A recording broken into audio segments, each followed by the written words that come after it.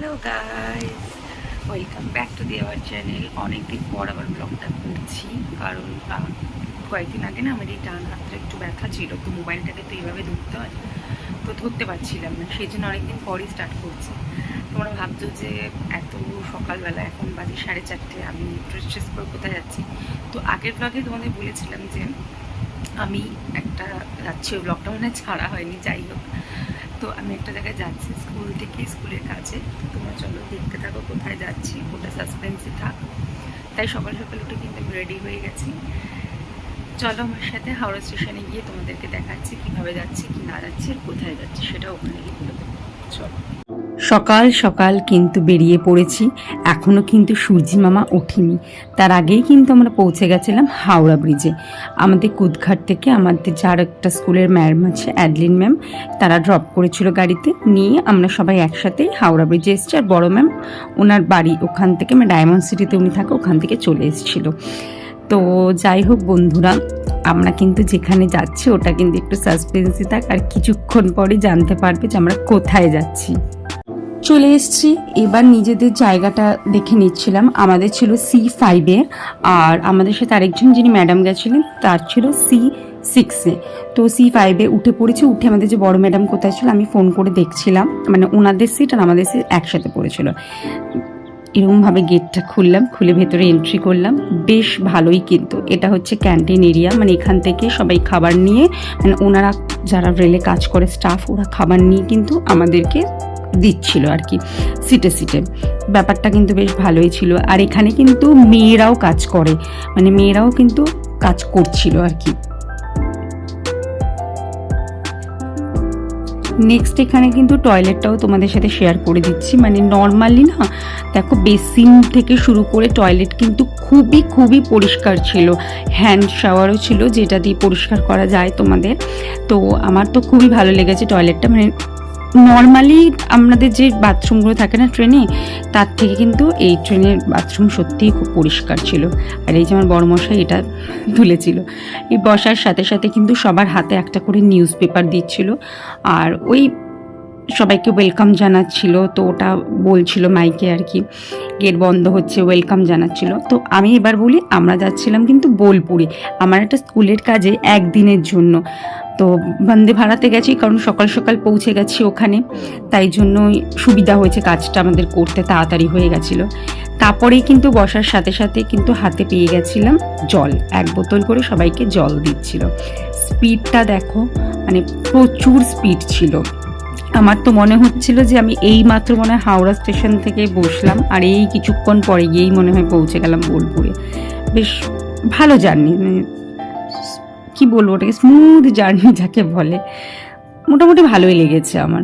বাইরের দৃশ্য দেখতে দেখতে বেশ চলছিলাম, আর তখন সবে সকালটা ট্রেনে উঠতে না উঠতেই কিন্তু প্রথমে 1 বোতল করে জল আর একটা নিউজ পেপার, টাইমস অফ ইন্ডিয়ার নিউজ পেপার দিল। তারপর কিন্তু চলে এলো চায়ের সরঞ্জাম।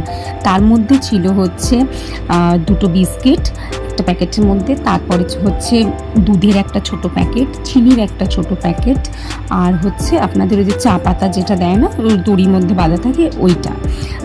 তারপরে কিন্তু আরেকজন এসে ওই গরম জল দিয়ে গেল কাপে করে। চা বানিয়ে চাটা খেতে না খেতেই কিন্তু ব্রেকফাস্ট একদম হাতে।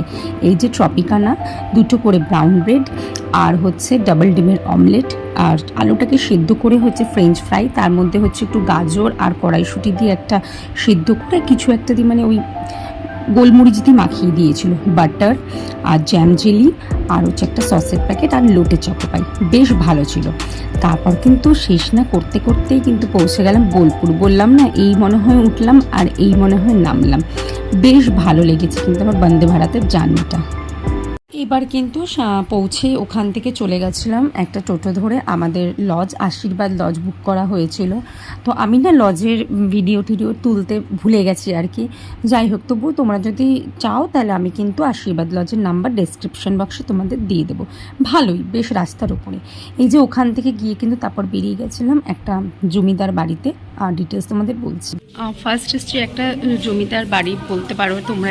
এটা আগেও আমি এসেছি, কিন্তু এখানে এসে তখন ভিডিও করতাম না, এখন ভিডিও করছি। তারপর নেক্সট যেখানে যাব তখন তোমাদেরকে নিয়ে যাব, দেখাবো সেটা। তো চলো আমার সাথে দেখতে থাকো, যেখানে যেখানে ঘুরবো তোমাদের ডিটেলস সব দিতে থাকবো। হোটেলে গিয়ে একটু ফ্রেশ হয়ে কিন্তু বেরিয়ে গেছিলাম। অ্যাকচুয়ালি আমরা গেছিলাম হচ্ছে স্কুল এক্সকারশনে, মানে আমি যে স্কুলে চাকরি করি তো সেখান থেকেই গেছিলাম। তো ফার্স্ট কিন্তু গেছিলাম সৃজনী একটা শিল্পগ্রাম। আমি বোলপুরে দুবার এসেছি, কিন্তু এখানে আমি ফার্স্ট টাইম গেলাম। এখানে না মানে বিভিন্ন জায়গার, যেমন ত্রিপুরা, আন্দামান, সিকিম, আরও বিভিন্ন জায়গার, আমাদের ইন্ডিয়ার মধ্যে সব জায়গার না যেখানে যা বিখ্যাত, যেই শিল্পগুলো বিখ্যাত, তারা এই যে ছোটো ছোটো কটেজগুলো দেখছেন এর সামনে কিন্তু সেই নামটা মেনশন করে দিয়েছে যে কোন জায়গায়, আর শিল্পগুলোকে ভেতরে কিন্তু তারা তুলে রেখেছে, মানে দেখিয়েছে যে কোথাকার কী শিল্প বিখ্যাত। আমার কিন্তু শিল্পগ্রামটা বেশ ভালো লাগলো। বন্ধুরা, তোমরা যদি বোলপুর কেউ গিয়ে থাকো আর এই শিল্পগ্রামে কেউ ঘুরে থাকো তো আমাকে কিন্তু জানিও তোমাদের কেমন লাগলো। আমার কিন্তু বেশ ভালোই লাগলো। আর এই যে এইগুলো আমরা কিন্তু একটা প্রজেক্ট বেসেই কাজ করছি। এই যে আমরা জিনিসগুলো দেখলাম না, এগুলো নিয়ে কিন্তু আমরা একটা প্রজেক্ট বানাবো আমরা ম্যাডামরা মিলে। তো বানিয়ে এগুলো আর কিছুই না, আমাদের স্কুলে ওগুলোকে কিন্তু একটা এক্সিবিশন করে কিন্তু ওগুলোকে টানাবো। এবার এই এক্সিবিশনে কিন্তু কেউ কেউ এসে, মানে প্যারেন্টসরা হোক, বাইরেরও লোকজন থাকবে, তো তারাও এসে কিন্তু এই জিনিসগুলোকে কিনতে পারে। তো এই জন্যই আর কি আমাদের যাওয়া বোলপুরে। এটার ভেতরে কিন্তু এক্সিবিশনও হবে, মানে আমরা বানাবো যে আমরা কী কী দেখলাম, যা জিনিস আমাদের ভালো লেগেছে তাই বেস করে ম্যাম যেভাবে বলবে আমরা সেইভাবেই বানাবো। তো আমার কিন্তু বেশ ভালো লেগেছে এই শিল্পগ্রামটা। তোমরা জানিও, তোমরা যারা যারা এসছো বা যারা যারা বোলপুরে থাকো, আমার ব্লগ দেখছো, তাদের কেমন লেগেছে এই শিল্পগ্রাম। ওখানে কিন্তু ওইগুলোর পরেও এদিকে একটা ছোটো মতো হাট ছিল, আর 9টার সময় না শিল্পগ্রামটা খোলে। তো ছোটো হাটটার মধ্যে না বিভিন্ন কুর্তি, যেগুলো আর কি সোনাঝুরিতে বসে, ওই রকমই এখানে অনেক কিছু জিনিস, ব্যাগ, কুর্তি, তারপরে তোমার র্যাপার, প্লাজো, তারপরে হাতের ওই যেগুলো তোমার কানের দুল, গলার হার, যেগুলো অক্সিডাইজের সেরকম টাইপের সব কিছুই কিন্তু এখানে বিক্রি হয়েছিল। আমিও কিন্তু এখান থেকে আমার ভাইজির জন্য একটা জামা আর নিজের জন্য একটা কুর্তি কিনেছিলাম। তারপর দেখছিলাম ওখানেও সোনাঝুরির মতো কিন্তু মেয়েরা সব সাজুগুজু করে ডান্স করছিল। তো আমরা কিন্তু আর নিজেদের সামলাতে পারলাম না, এটা এক্সিবিশনের বাইরে আমাদের। যাই হোক, এখানে কিন্তু আমরা একটু নাচতে চলে গেলাম। ম্যাডামরাও কিন্তু বেশ মজা করছিল আর আমারও বেশ মজা লাগছিল। ম্যাডামদের এটা ফার্স্ট এক্সপিরিয়েন্স, মানে ওরা ফার্স্ট টাইম বোলপুর এলো। তো ওরা কিন্তু খুব ইচ্ছে ছিল যে এরকম একটু ডান্স করবে কোমর দুলিয়ে দুলিয়ে। তো এখানে কিন্তু আমরা নেচে নিয়েছিলাম। আর এবার আর সোনাঝুরিতে সেটা হয়নি, আর এখানটা সেই জন্য এইখানে নাচটা কমপ্লিট করেছিলাম আমরা। এরপর কিন্তু এখান থেকে বেরিয়ে আমরা চলে গেছিলাম হোটেলে। গিয়ে কিন্তু বেশ ফ্রেশ হলাম, কারণ আমাদের তো আবার নেক্সট জায়গারও কাজে যাওয়ার আছে। তো সেখানে ফ্রেশ হয়ে কিন্তু আমাদের লাঞ্চ করারও একটা ব্যাপার ছিল। তো লাঞ্চটা আমরা হোটেলেই করতে পারতাম, কিন্তু যেহেতু আমরা একদিনের জন্য গেছিলাম না, তো ম্যাডামদেরও খুব ইচ্ছে হলো যে বাইরে কোথাও একটা তারা খাবে। তো এখন তো খুবই মানে নাম শুনেছো তোমরা, বনবিথির হেসেল। তো ওইখানেই আমরা গেছিলাম লাঞ্চ করতে, বনবিথির হেসেলে। তো ওখানে দুপুরের লাঞ্চটা করেছি। ওখানে কিন্তু ভেজ থালি যেটা আছে, যেটার মধ্যে ভাত, বেগুনি, স্যালাড, শুক্তো, আর হচ্ছে ঢোকার ডালনা আর চাটনি, পায়েস, এটা হচ্ছে কমপ্লিমেন্টারি 160 টাকা। আর তারপরে আমি আর আমার বর মিলে নিয়েছিলাম একটা চিকেন কারি। আর ম্যাডামরা কিন্তু ম্যাডামদের মতো কেউ পাতুরি নিয়েছিল, কেউ ফিশ ফ্রাই নিয়েছিল, ওগুলো কিন্তু আলাদা দাম। আর 160 টাকা দিয়ে ভেজ থালি তোমাদের নিতেই হবে। বাদবাকি তোমরা মাছ নাও, মাংস নাও, যেটা নেবে সেটা আলাদাভাবে তোমাদের কিন্তু অর্ডার দিতে হবে। মোটামুটি খাবারটা বেশ ভালো ছিল। আমার অ্যাম্বিয়েন্সটাও বেশ আমার ভালো লেগেছে, একটা গ্রাম্য পরিবেশ। কিন্তু এতটাই যে গরম না, বাইরে বসার থেকে আমাদের মনে হচ্ছিল ভেতরেই আমরা বসি, ভীষণ গরম ছিল আর কি। তো ভেতরেই বসেছিলাম, এসিতেই বসেছিলাম। অ্যাম্বিয়েন্সটাও তোমাদের সাথে কিন্তু শেয়ার করে দিচ্ছি। এসছিলাম বনবিথির হেসেলে, মোটামুটি ভালোই লাগলো। এখানে হচ্ছে ভেজ মিল যেটা, ওটা হচ্ছে কমপ্লিমেন্টারি, মানে আপনাকে নিতেই হবে 160 টাকা। আর বাদবাকিগুলো আপনারা যেরকম যেটা নেবেন সেটা দামের উপরে। তো এখন ইচ্ছে আছে একটু সোনাঝুরিতে যাওয়ার। তো ব্যাক ক্যামেরা করে আমি দেখাচ্ছি আপনাদের, অ্যাম্বিয়েন্সটা সত্যিই সুন্দর।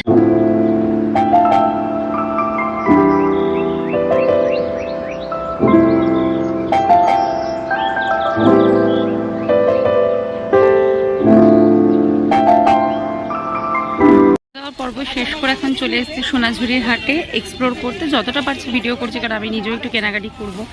তো চলো দেখতে থাকো, যতটা পারছি তোমাদের সাথে শেয়ার করে দিচ্ছি। এই যে সোনাঝুরির হাট, এটা নতুনত্ব আর কি। সবাই নিশ্চয়ই শান্তিনিকেতন এলে তোমরা সবাই নিশ্চয়ই সোনাঝুরির হাটে এসেছো। এগুলো কিন্তু বিভিন্ন রকমের হার, কানের দুলের সেট, এই যে অজস্র কুর্তির দোকান, বিশ্বাস করো আমার না অনেকটাই ঘোরার ইচ্ছে ছিল। ইনফ্যাক্ট এখানে যে নাচটা হয় সব আদিবাসী নৃত্য, সেটারও ইচ্ছে ছিল।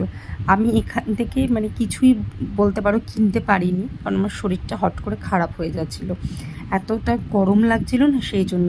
আমি তারপর যে টোটো দাদা আমাদের নিয়ে গেছিলো, ম্যাডামরা ছিলেন, ম্যাডামরা কেনাকাটি করেছে, আমি আর আমার বর আর ওই আরেকটা ম্যাডামের যে বাচ্চা ছিল দুজন, তাদেরকে নিয়ে আমি হোটেলে ফিরে এসেছি। তাই যতটুকুনি পেরেছি তোমাদের সাথে অতটুকুনি আমি শেয়ার করেছি, কারণ আমার আর শরীর ভালো লাগছিল না, তাই আমি ফিরে এসেছি।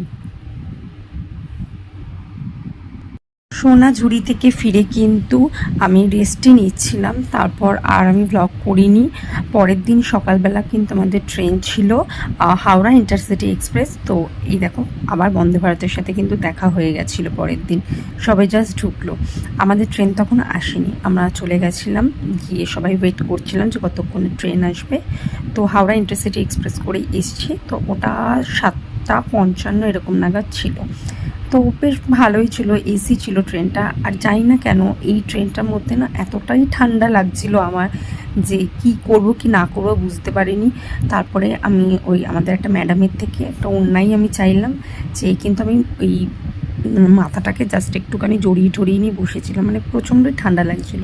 এখানে খাবার দাবার দেয়নি, আমরা নিজেরাই নিজেদের মতো কিনেছি, যা যা উঠেছে কিনে খাচ্ছিলাম। হাওড়া পৌঁছে কিন্তু চলে গেলাম, এটাও ফার্স্ট টাইম মেট্রো করে, হাওড়া মেট্রো করে। এই হচ্ছে হাওড়া মেট্রোর এটা মানে ঢোকার রাস্তা, এটা এন্ট্রি যেটাকে বলে। এটাও আমার ফার্স্ট টাইম, একটু তো গুলিয়ে যাচ্ছিল, তাও একটু লোকজনকে জিজ্ঞেস করতে করে কিন্তু চলে গেছিলাম, মানে পৌঁছে গেছিলাম। তোমাদেরকেও দেখিয়ে দিচ্ছি আমি যে কীরকম মেট্রো। আর যারা যারা চড়েছো তারা আমাকে কিন্তু জানিও যে স্টেশনটা কেমন সাজানোটা তোমাদের লেগেছে, আর মেট্রোই বা কেমন তোমাদের লেগেছে।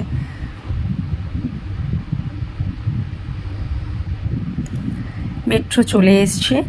এখানে একটা জিনিস আমি দেখলাম যে সল্টলেক সেক্টর 5 লেখা, কিন্তু এখন কিন্তু এখান থেকে সল্টলেক সেক্টর 5-এর মেট্রো ছাড়ছে না। তো এদিক ওদিক যেদিকেই আসবে এটা কিন্তু স্প্ল্যানেডেই যাবে।